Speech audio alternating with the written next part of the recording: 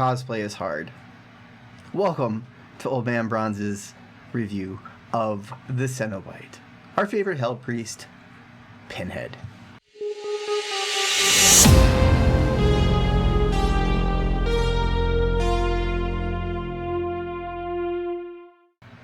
Children of the Fog, welcome to my first review of a killer. We're going to go through and we're going to review every single killer on the roster, and since he's the newest and one of the most anticipated killers in this game, we are going to go ahead and start with Pinhead and work our way backwards. So in the game, of course, he's called the Cenobite, but it is Pinhead. He is the Hell Priest. He is large and in charge. Backstory is a little thin in comparison to other killers, but if you don't know who Pinhead is, I suggest you go rent some movies. But otherwise, we're going to go over his perks, his power, and then discuss that from there. And then we're going to show some gameplay footage that I've recorded. I have leveled him from 1 to 50. I do not at all prestige people anymore. It is ridiculous, and there's just too many perks. That's a whole other video altogether, but for right now, let's go over the perks that come along with the Cenobite. First one is Deadlock. Deadlock, you induce mental suffering by crushing any hope of escape. After a generator is repaired, the entity blocks a generator with the most progression for 20 seconds. You can see its white aura during this time. Okay, so this is actually his only really decent perk.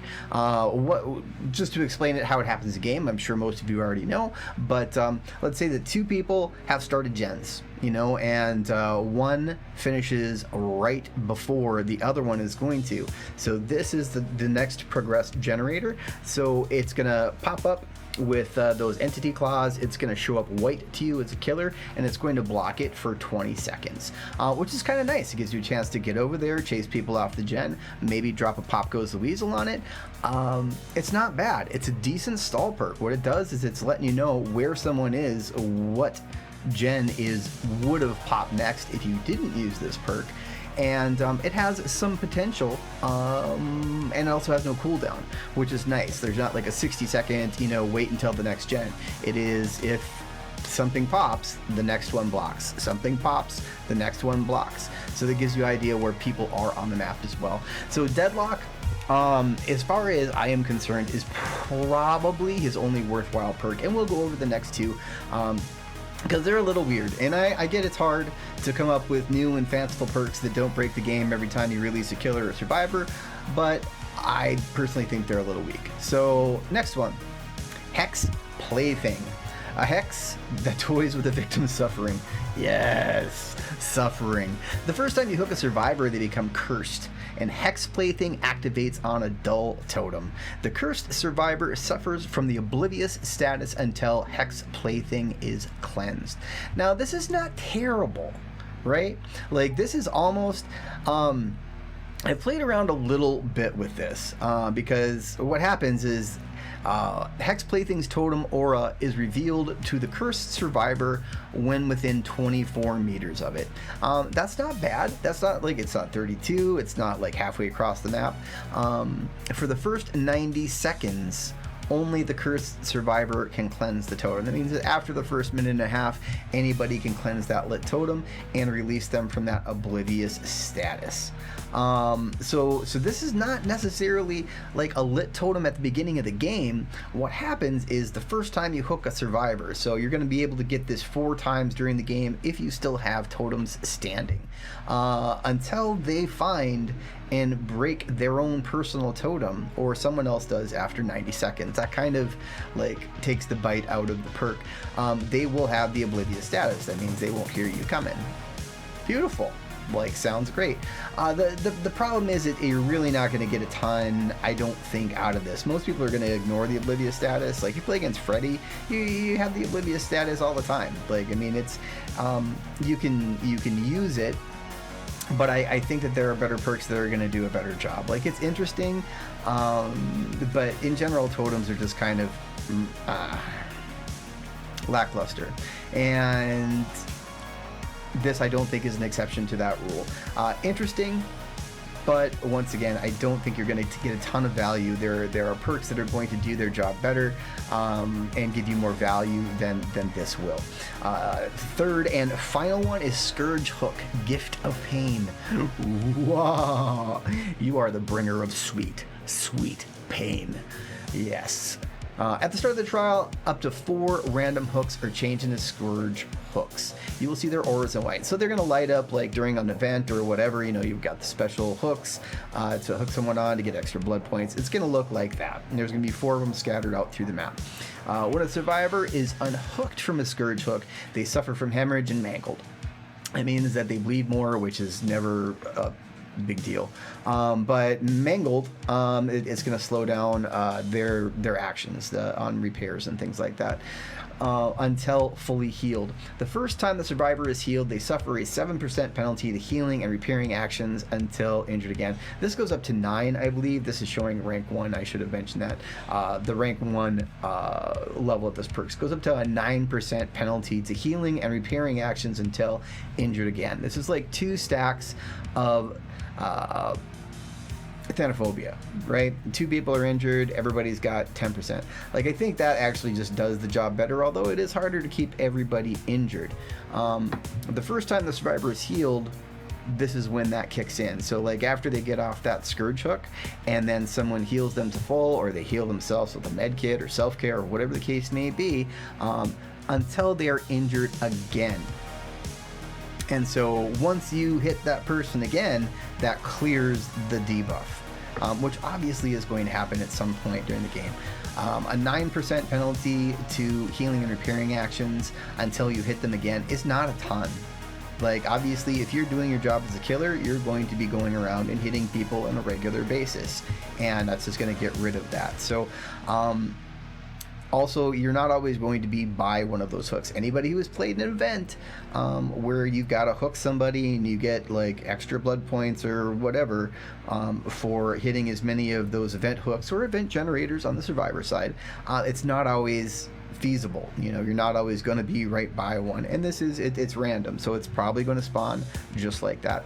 Once again, this is a perk slot for something that doesn't last that long, and you know, if this just lasted all game and everybody just had, after their first hook, a 9% penalty to all actions, that's not terrible. Like, cumulatively across the game, if you're running some other slowdown perks, I don't think it would be terrible if this didn't drop off, but then there's no counterplay to that. You're probably gonna get hooked once, and so you're probably gonna have that 9% debuff all game long, whereas like Thanophobia, like, you need to, you know, keep everybody injured.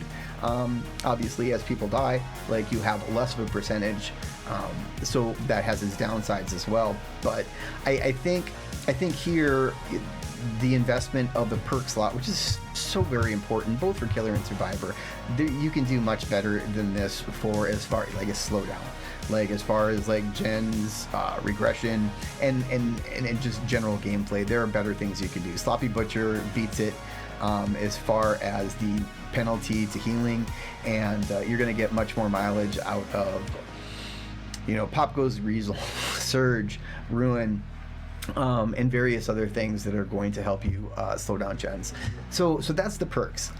Really, like, the trend has been there. I have not seen a ton of really good perks. There's some decent ones that have come out in the last 5-6 killers, and there are some that stand out. But it's got to be hard. Like, I sympathize with the devs, the people who have to come up with new powers and new perks, because there's so much stuff you have to take into consideration, and you can't break the game. You can't make stuff that's going to be like overpowered. You want to add flavor in, and this is sort of what we get. Like, nothing there is really worth it.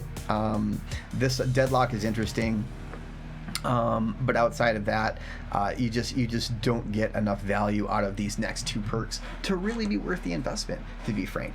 So those are the perks.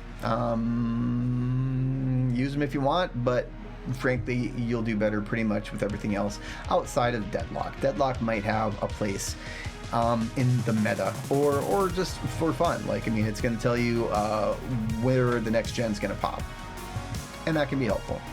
So we're going to dig into the power right now, and how it's okay. So there's a lot to it. Let's go.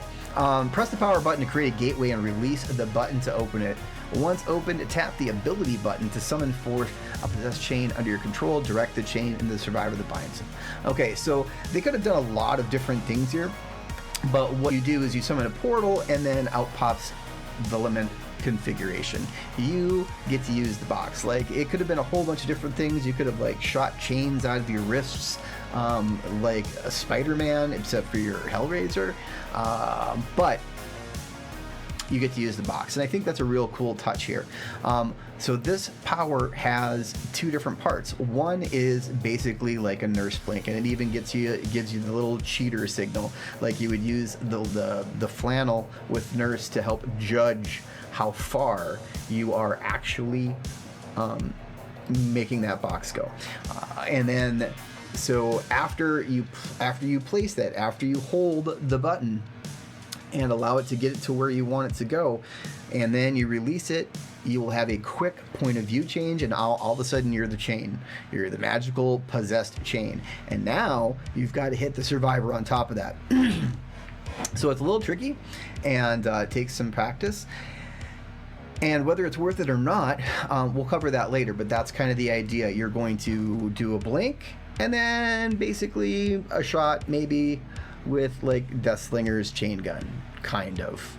So there's two parts to it, and then you have one point of view change when you slap into the box's point of view, and then you have another point of view change after the chain hits or misses, and then you are back here standing by your lonesome. Okay, so we're gonna go on from that. A survivor bound to the chain is unable to sprint, which is great. I mean, they can, you know, they're moving slow. It is a slowdown. Their movement speed will decrease further as they're hit with a second and third chain. Survivors can perform the break free action to escape. This is very important. I found that in my playthroughs, I leveled Pinhead from 1 to 50, and the people who were less experienced in the game, at least that's the sense that I got, because it's hard to tell anymore,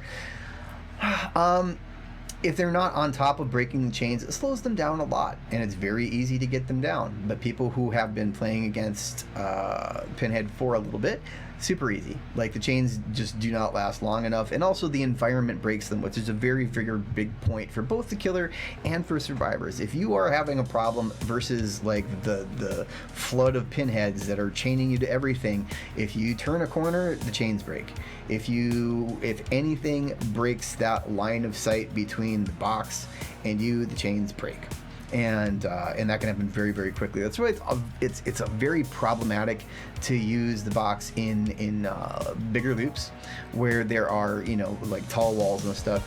The stuff breaks immediately, and that becomes kind of a problem. But we'll get to that overview as we go. So so now we'll come back to the box. Here's the other part of the power, and this is probably the more interesting part of this power that has a little more kind of map-wide effect. The Lament Configuration, the box itself, if left alone, the Lament Configuration initiates a chain hunt by summoning chains to pursue survivors. Deep in my heart, that sounds so much fun. Like you're being hunted by chain. That is delightful in so many ways. A survivor carrying the Lament Configuration will be afflicted with the Oblivious status effect, once again, which is not the worst effect to have in the world, but you can take a little bit of advantage of it. You can, you know, get closer to them without them knowing, and that can be helpful. And chains will occasionally be summoned to attack them. Most of the time that I have seen someone carrying the box, because that's kind of sort of what's happening right now, is that if someone just disables the box, that stops the chain hunt in action. But if someone picks up the box, finds it, and then immediately disables it, then that just restarts the timer for the next chain hunt. So if they are able to carry it around, much like someone will carry around Victor until Victor despawns, right? Like, they're denying you that power for longer than it would normally be gone for. And it's pretty easy to find, honestly. Big glowing thing. I forget what the radius is, but I assume it's probably 32 meters or somewhere in there. They usually go with some, standard numbers. I haven't played the survivor end versus him, but in the games, even versus inexperienced survivors, it was very easy to find and disable if they so chose to. But what this does is all of a sudden all 4 people on the map are busy with chains zipping past them. Now, they're not going to harm them, they're not going to do anything bad to them, but they also can't just sit on a generator and because it interrupts them.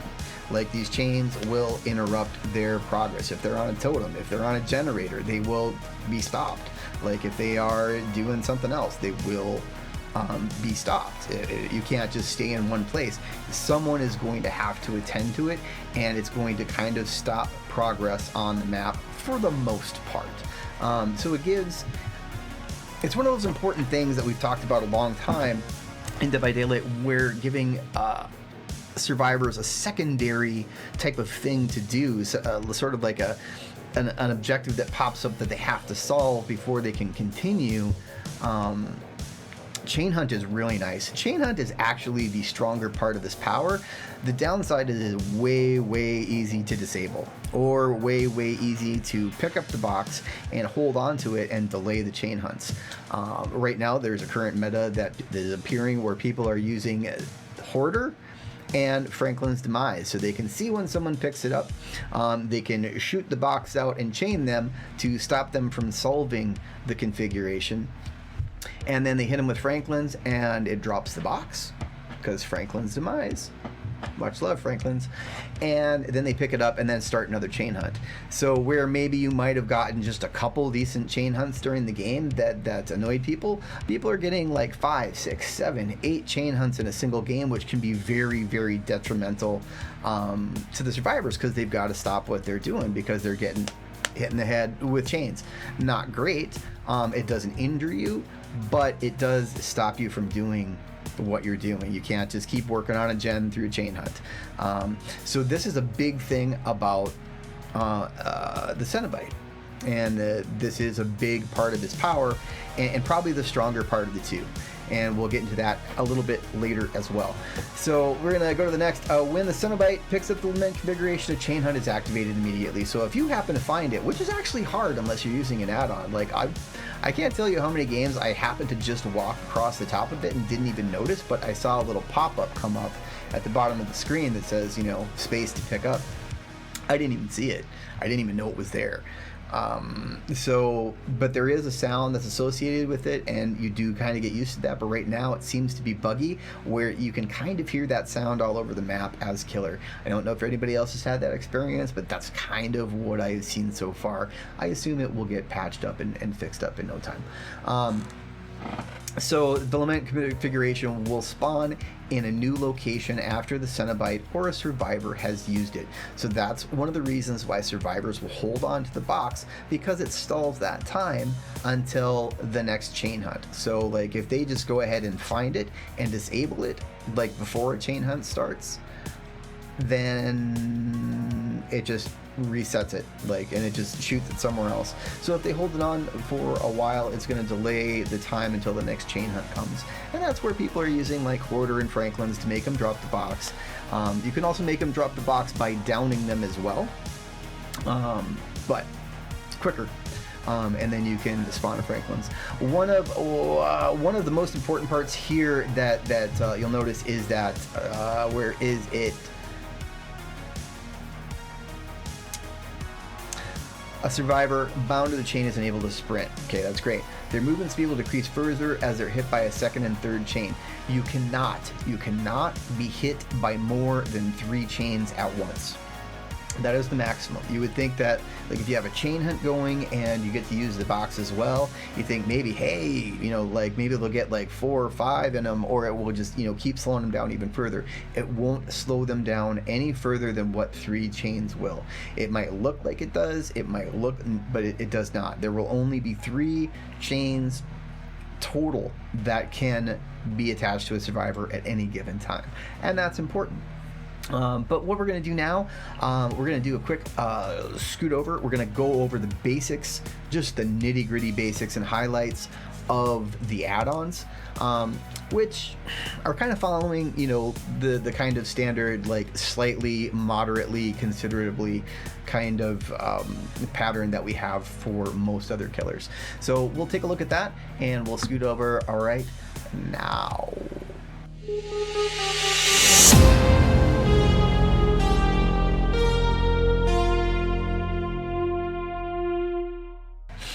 All right, so we're gonna hop in and we're gonna go through these perks real quick. We're gonna hit the ultra rare, the very rare, and then the rest of them kind of become self-explanatory and are just about.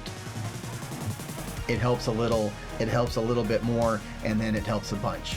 That's the standard Dead by Daylight formula. It can be a little boring, they could do better things with it, but that's a discussion for another day. We're going to start with the ultra rares. Engineer's Fang, Sharp Tooth from the maw of a fleshy scorpion-like creature known to accompany Cenobites on their grim undertakings. This one is kind of cool. Possessed chains injure healthy survivors, but do not bind them or spawn additional chains. So if you hit them with a chain from the box, you injure them. Slightly increases the time to close the gateway after hitting a healthy survivor with a possessed chain. So that's going to slow down someone trying to stop the chain hunter. If they find the box and they try to disable it, it's going to slow it down. There are other add-ons that do that as well. This is interesting, but I don't know if it's worthy of an ultra rare. It does say that possessed chains injure healthy survivors but do not bind them. So I have not used this one.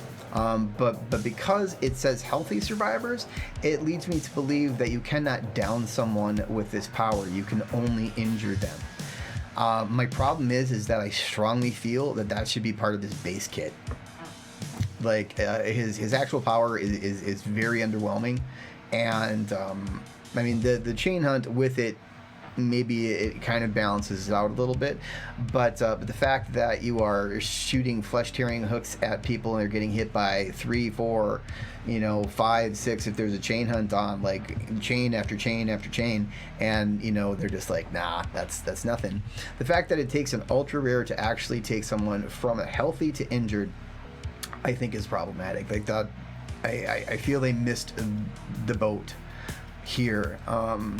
Like, I'm not saying that box should be the only thing you need to actually just down someone. I think taking someone from a healthy to an injured state should honestly be base kit. Like, I think that he would feel a lot better, and like his power would feel more fulfilling, because at the moment, and we'll discuss that a little more, but I don't think it does. Iridescent Lament Configuration. So our second ultra rare, as with all our killers, generally have two. A glass-like puzzle box molded from the fog itself.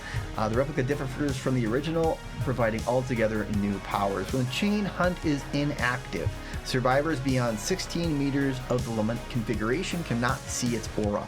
Fantastic. This helps a ton. I've actually used this one a few times when I was able to get it in the Blood Web.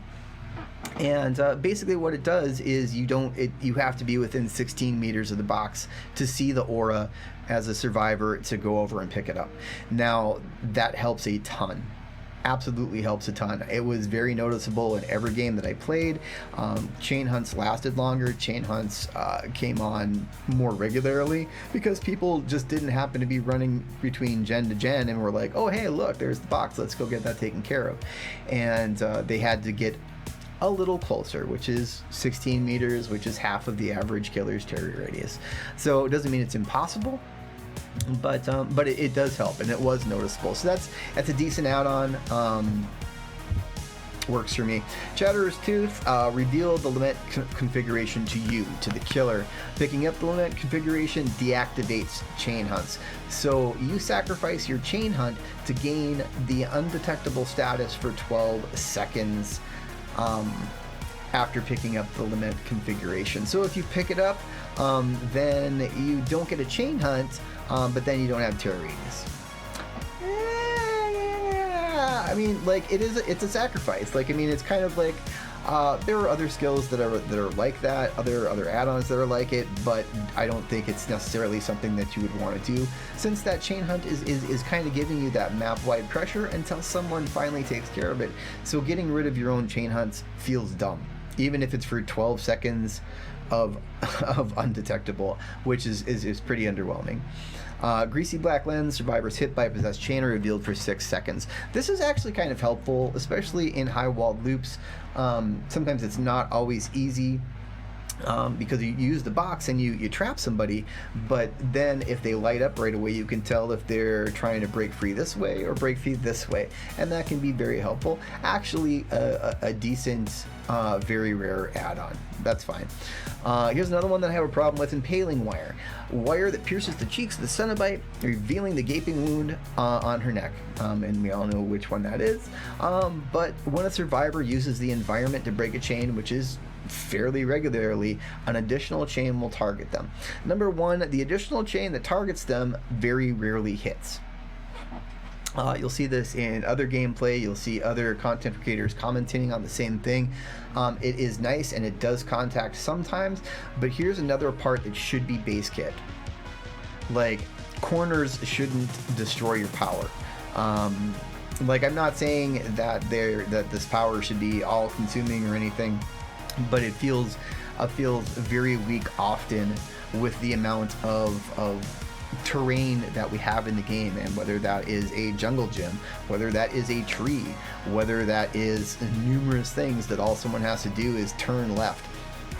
It doesn't feel great. And so this, I feel, should probably be base kit instead of a very rare add-on. Original pain, the first pin pushed the Pinhead skull. Much like you saw me try to do earlier, it's not as easy as you would think. Injured survivors who break free from a possessed chain suffer from deep wound. So this is something, once again, like if I think that they stayed away from giving Pinhead the ability to injure people with the box, like from healthy to injured. Like, this would have been another way to do it. Instead of just a straight up injure, it could be, deep wounds, waste some time. But then that's a little much like the Deathslinger, who we all thought was actually going to be Pinhead back in the day. And then it was Deathslinger, which is just fine. But now, to actually injure a survivor, you have a couple different ways. You have a ultra rare, and that's just from healthy to injured, right? And then you have you can put deep wounds on them when they escape from a thing, and then they've got to mend. And this feels bad. This is what the power should be. This is what the power should do in the first place: is take a healthy survivor to an injured survivor. Like, I think that it would be a whole different ball game if that was the case.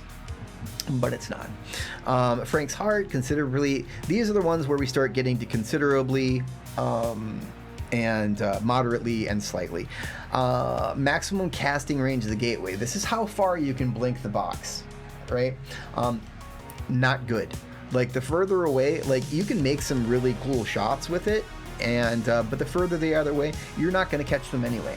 You should not be going further than a medium shot. Like, anything further than that it's pointless, and you are wasting your time. Not only do you kind of slow down and stop, but then once you are in the box, you're not moving, and then so you hit the box, and then you shoot the chain, and then you miss them, and they're way over here as it is, and now you're just standing back here looking awesome, and the chase is over. So you don't really want any of these distance add-ons, because they're genuinely not worth it.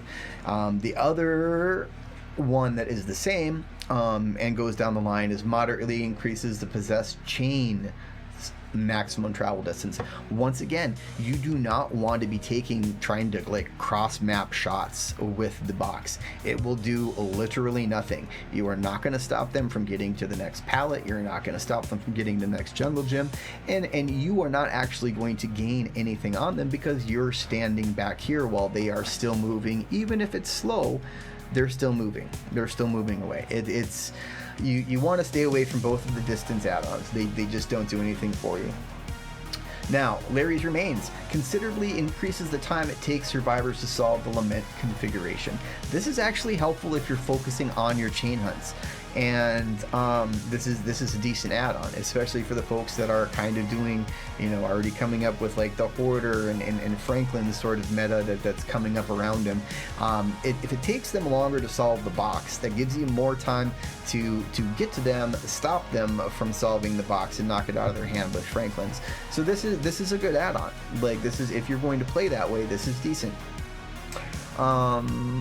This one is interesting. Slice of Frank, you can pop this on as well. Survivors carrying the Lament Configuration suffer from the exhausted status effect. So not only do they have the oblivious effect when they have the box on them, but this will also give them the exhausted status effect. So that means that they can't lie, they can't sprint burst, they can't dead hard if they're injured.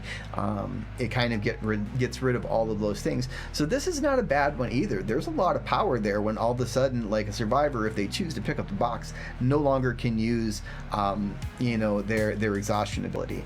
That's not a small thing. This is a decent add-on if you so choose. Once again, that could be paired with this, where if you're focusing on making sure you're getting as many chain hunts up as possible, that's a fine combo. And then you have this one. Torture Pillar considerably increases the speed at which chain hunts activate. Another gorgeous add-on. You want as many chain hunts active as possible to keep people busy. It is an excellent way to stall time in the game. People cannot sit in front of a generator and press M1 or press whatever button that you've got on console, because I don't play a lot of console. And if you are constantly, or every couple minutes, getting a chain hunt up to where they're going to have to stop what they're doing, someone's going to have to find that box and disable it before they can continue with gens, you will definitely see a difference in how long the game lasts and how much time you have to actually complete the game and put good chases down and get people on hooks and like have a good time for them, like getting multiple hooks, and people are getting multiple unhooks, and everybody's scoring points and everybody's happy. And it is so generally good. Like, chain hunts are really, really the key here with our good friend the Hell Priest. Then we go down to yellow and browns, and these are just the same thing. Moderately increases casting range, moderately. These are okay too. Moderately decreases the summons and pains cooldown after possessing a chain. So there's a certain, like, you've got little box in the corner that fills up while you're playing, like after you use a box. And so being able to do that quicker and just, keep harassing people with boxes is helpful, because they're not terribly impactful as it is. And so being able to hinder them more, especially if maybe you missed, it allows you to recover a little faster, is great. Slightly increases, once again, maximum travel distance. Moderately increases turn rate of possessed chains. Wriggling magnet. Like, this can be helpful, but the truth of the matter is, what you need to do is you want to get that box blink as close to them as you can, and then it's going to be way easier to hit. Like, so many powers for killers in this game, it is very easy to just turn right or turn left and not be hit by the chain, because you only have so much control over it. So if you're finding you have a lot of problems with this, these are not bad add-ons. This one, Bent Nail, these are browns, so they don't super matter, but this one, once again, you gain 100% bonus blood points when binding a survivor with possessed chain. When hitting a survivor with possessed chain, only one additional chain will spawn. Like, you can make some extra blood points here, but fairly pointless. Otherwise, this is a pretty strong brown. Moderately increases the speed at which chain hunts activate. So if you stack this one and then you stack the Torture Pillar, like, you're gonna have a lot of chain hunts. And if you are able to find people as they grab them and knock it out of their hands with Franklin's, or get a notification if you're running Hoarders and Franklin's, that's not bad. Like, the more chain hunts you're going to have, the better. The problem with that build and that mentality is that if you're just chasing the box all game, you might not get as much stuff done as you like to. Like it used to be a nice secondary juicy objective to get as many as you can.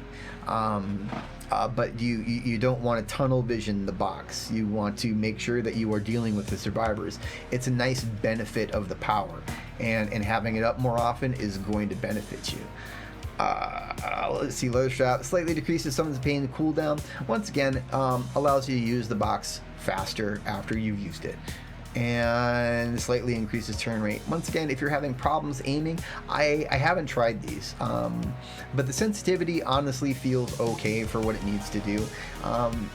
If you're having problems hitting and this helps you hit, that's good, because you don't want to miss. Much like any other ranged power in the game, missing is very, very, very, very bad for you. Like, you need to be hitting like 80 to 90% of your shots to make it worth actually using the power. Same goes with everybody else, like Deathslinger, Huntress, anybody who has precision.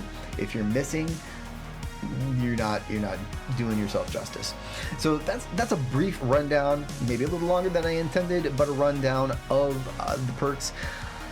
I feel they've kind of missed the mark here. We focused a lot on, slightly, moderately, and considerably, both for things that, two things. We've got two entire sets of add-ons that are almost worthless because the range is bad. You do not want range. Like, it will do you no favors if you can hit someone farther away, because you can already hit someone who is just a short distance in front of you and still not be able to catch them by the time they break the chains. If you hit someone way over there with your box, you can pat yourself on the back and you get a little blood point score, but it does nothing. You're not stopping them from doing anything. You're not injuring them. And you're not doing any of those things. So, I mean, like, you could maybe do this, Larry's Blood, and then run one of these where you get the deep wounds, or you get an injured from healthy to injured. But just from healthy to injured, not from injured to down. So I'd like to compare a lot of killers to Myers.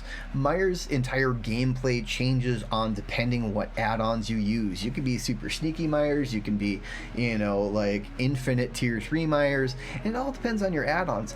Like, I know that it's hard to do those things for every single killer, but I think that is like the shining example of why Myers is still relevant and still fun to play, even though he really is an M1 killer.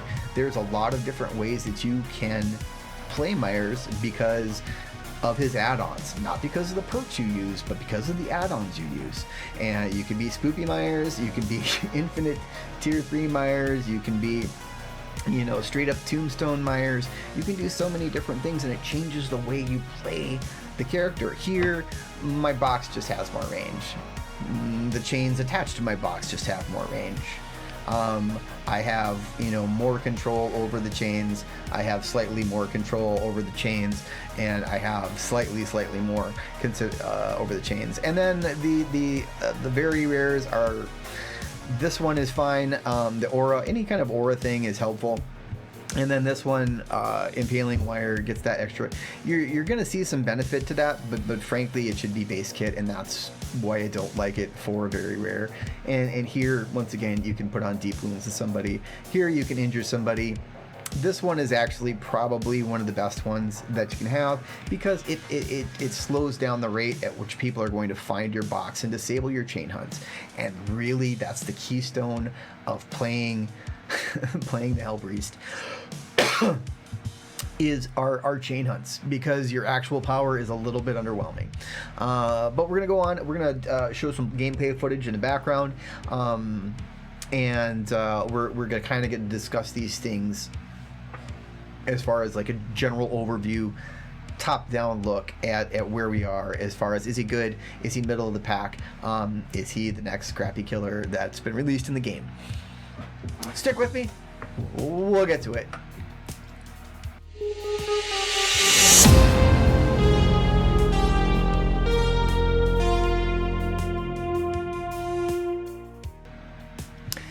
So what I'd like to do now is kind of give you my impressions of Pinhead as a whole. I am so very excited that Pinhead is in this game. It's been talked about for years. Like, it's something that we have You know, like, God, wouldn't it be great?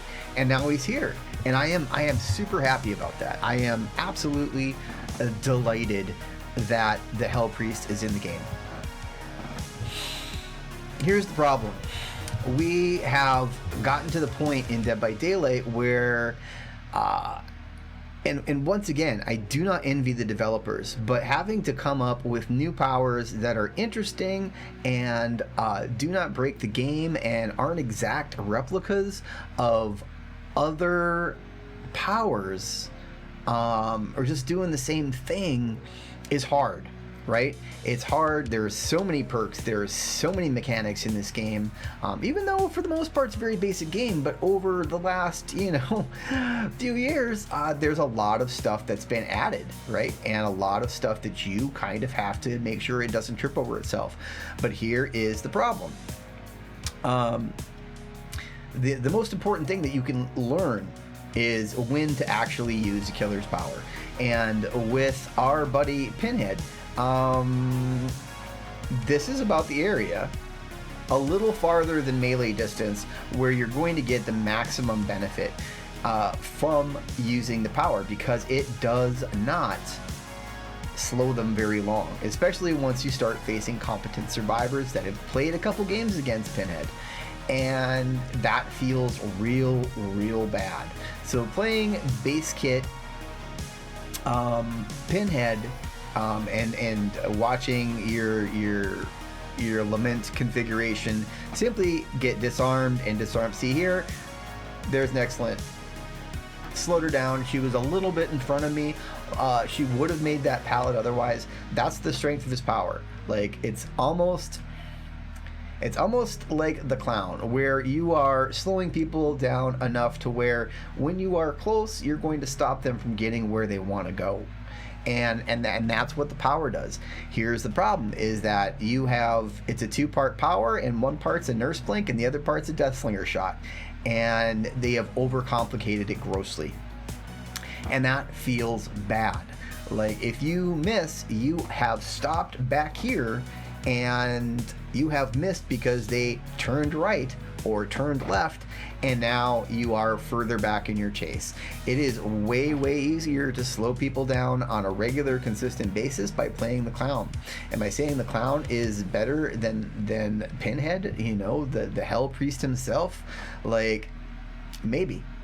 But I personally love the clown. It's very easy to apply the slow, and it's very reliable, and it works, and it also shows up in a big area. You can see here, chain, and she's running. Like, I'm still in a chase. I haven't done anything here that's important. Here I've missed, so now she's already dropped the ballot. And I'm not going to commentate this whole game, but I'm going to point out points where this could have been better. The chains don't last long enough, and from a survivor point of view, they're super annoying. Right now we're in the middle of a chain hunt, by the way. Like, you can see that there's other chains besides mine. They do help by also pointing out where survivors are. The problem with chain hunts, on the other hand, is that the fewer survivors you have left in the game, the fewer chains spawn. By the time you're down to one person and chain hunts are spawning, chain hunts don't spawn. Like, you don't have any chains, they don't come out. But here's the thing, you have this power, okay? So this power with your box and your chain should be impressive, and it should be great, and should be something that you're able to apply in a skillful way, and your skill should be showcased by making this two-part blink shot to attach onto the survivor. So I've attached onto her there. I was close enough to where I could hit her and I could down her. That is the optimal range for his skill. If you start trying to go farther, not only is your rate of missing people going to go up, but it's also not going to get you the benefit that you want. Now, it shouldn't just be one box, she's injured. That was foolish. That was YOLO nonsense. But it doesn't feel rewarding to make skillful plays. This is where they've dropped the ball with Pinhead. Like, at the top of the killer ranks, you have the nurse. You have to play with her. You have to learn distances. You have to learn blinks. You have to learn how to track someone when you can't see them. You have to learn survivors. You have to learn and have muscle memory for how your blinks perform. You could have had a little something like this with Hellraiser, but your chains don't hold them long enough for it to be rewarding enough to learn any of those things. They don't. Right now, as I said before, when I was reviewing these things, the chain hunts are probably the best part of his kit. And, maximizing that with Hoarder and Franklin's was a little bit of brilliance that came from some folks that are playing the game. That's probably the way that if I continue to play him, it is the way I'll play him, because I love Franklin's. Granny and Franklin's, they go together just like that. But we've actually found someone who can actually put good use to the perk Hoarder, which otherwise is fairly garbage. There's really not a lot of people who are running around being like, you know what, Hoarder's my favorite perk. No, but it's also probably going to get nerfed because it's very effective. It's very effective to be able to know if someone has just picked up a box and be able to stop them from disabling it and take it out of their hands and start a chain hunt and start multiple chain hunts. And I do not think that that's what they intended. They intended for chain hunts to be something that was counterable and fairly easily counterable, because there's a big aura and then you find it and then you disable it, or they hold on to it and extend the amount of time before the next chain hunt. Oh god, so watch for the incoming nerf on that combination, because I'm pretty sure it's going to happen. The thing about Pinhead is that he's annoying. He's not dangerous, he's annoying. Like, the chains are annoying, but they're not lethal. They do not injure. They're going to help you in short distances. Oh, Maury. I was writing Devour Hope. These were not super skilled survivors either. So I just want to state that I did cherry pick this, but I cherry picked this for the Mauries. I think I got a 4-kill with Devour Hope, which is always fun. And plus you get to see the super cool Maury. But his power is not rewarding. You want to play a killer that where there is a nice level of skill that you need to keep doing. You need to achieve a certain level of skill with them, and then it pays off. Like, if you put hundreds of hours into the nurse, it pays off. If you put hundreds of hours, and probably not as many as the nurse, but you do so with the spirit, it pays off. If you take the time to learn the blight and realize that he's not just a frustrating, ball of blight, it pays off, right? You could put hundreds of hours into Pinhead, and you're still going to have the same character. Like, you might be more consistent with your power hitting people, but the power is not strong enough to do what you want it to do. You're really going to be limited to that short to medium range, and even then, people will still be able to escape from time to time without getting hit or getting downed, because the chains don't injure anybody. It literally is just mashing buttons to get out of it, and people are already very good at it. So in general, like, I feel like they've missed an opportunity to shake up the meta. This power could have been something where, especially if you're able to injure a healthy survivor to the injured state. I'm not saying you could down someone with a box, and there is obviously an ultra rare add-on that does that, and there's a very rare add-on that gives them the deep wound status. But it should have been base kit, to make him scary, to make it, actually something where using your power gives you a benefit. Here, like, your slowdown that you have is worse than the clowns. The clowns is easy to apply. Freddy applies his little blood pools. Like, they're super easy to drop around. Here, you have to stop what you're doing, you have to aim a blink, and then you have a point of view change where it's a little bit disorientating, but you can overcome that with practice, and then you've got to hit them with another shot and direct that while they're trying to wiggle out of the way, which is not always super easy. Once again, get the box as close as you can to them, but if you're trying to do like these super long shots with the box, like it's not going to pay off a ton. Like there, all I wanted to do was just let her know that I was there. Like I saw her, there was nothing, she didn't move, that wasn't a problem. I didn't catch her because of the box. I caught her because I saw her. I could have chased her down and just M1'd her if I so chose. And that's where I am with Pinhead. Is the problem is that the chains break too fast, and then the chains break instantly on the environment, and there's environment everywhere. The entire map is set up to be environment.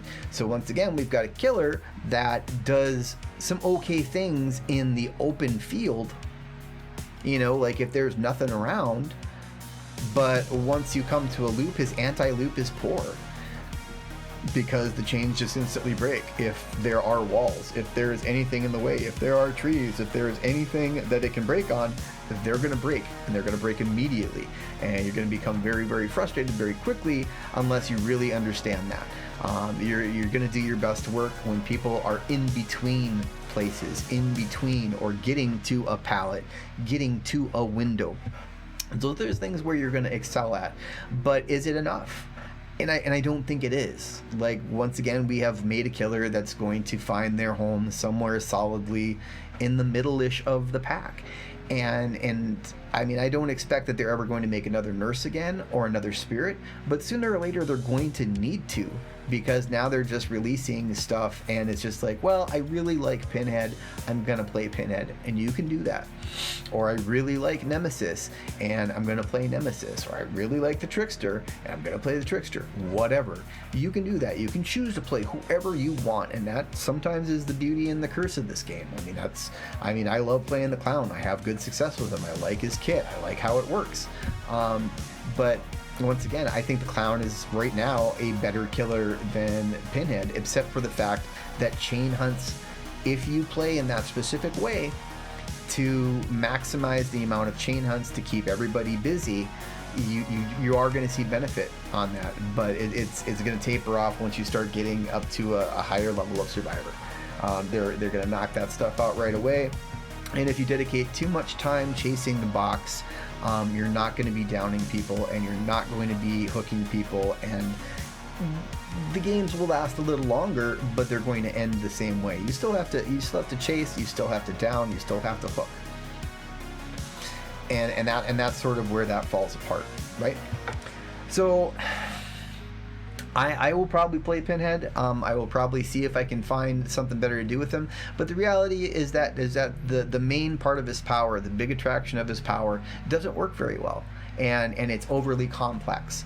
Much like, you know, killers that have come before, like Nemesis, overly complex. I've got to hit people a bunch of times just to power up my power so it's actually usable. Rewind the game a couple years, I hit you with a hatchet and you're injured. I hit you with an axe and you go down. The Trapper, you step in my trap and you're injured. Unless I use a specific add-on. I hit you with my machete, you're injured and you go down. Granny sets a trap, and someone pops it. Depending on, you know, how they're headed or whatever, I generally am probably going to injure them. You know, I'm an M1 killer, and you see all these things that, I mean, there are different mechanics in the game, but they're not so convoluted, where we have to do 5 steps just before we actually get close enough to actually injure someone. At the point that I am in the game, looking at from the top down, I would rather play a much more simple killer than have to go through all these convoluted mechanics to slow them down enough to actually maybe hit them. And that's where we are. That's where Pinhead is. Pinhead has some neat things. He's got some cool opportunities here. And I much like anybody else, I don't want to see him come out overpowered. But right now, he's just kind of annoying. And if I was a Hell Priest and that's all people thought I was annoying, I would probably be pretty sad panda. And that's kind of where I'm going to wrap it up for now. There's a lot of stuff that plays into this, and there's a lot of stuff from the state of the game, and we will be doing some more Fireside Bronzes. I'm going to do more commentaries on each of the killers, my opinions on them, and kind of how I feel they fit in the game and how well they do their job. And I hope you've enjoyed this. Oh, we haven't gone on too long. But this one was important to me. Like, I think this Pinhead was important to a lot of people who play this game as killer, and even to people who play it as survivor. And what we're finding is that it's just kind of underwhelming. Like, he doesn't necessarily do the things that we need him to do, and other killers, honestly, that are already on the roster do it better. The only good thing is chain hunt. And that's kind of problematic as it is. By the time you get to someone, if you actually use your teleport, it's already done. What you need to do is you need to extend the duration of how long it takes to actually, solve the Lament configuration, and then hit them manually or hit them with your power to interrupt them, and then use Franklin's to knock it out of their hand. That's how people do it with Hoarder and Franklin's. Like, that's he's already got his niche, and it's probably going to get nerfed, and that's unfortunate. So, but yeah, like, mid-tier killer at best. If you want to play him, you can. I probably still will, just because it is Pinhead, but you're going to cap out at a certain point. Like, there's nothing wrong with that. Like, and once again, if you are a Legion main or you're a Clown main, you can do that. But once you start getting up there, you're going to find that he's very ineffective against good survivors. Same thing with many other killers, and it's just more of the same. Like, we're getting somebody that is a huge horror icon and has been for a very long time. Because I was a young bronze when Hellraiser first came out, and Clive Barker's Books of Blood came out, and for him to come into a game like this for the very first time and kind of be meh, doesn't feel great. So if you have different thoughts on him or different ways to play him, please let me know. Leave your comments down below. But otherwise, this is the first in a long line of Fireside Bronzes. We're going to be covering TBT, and we're also going to be covering other things that we're playing as well. So, and also more cranky commentary from an elderly person, which I know you all love. So we will see you next time. Much love from the old man. Stay safe in the fog.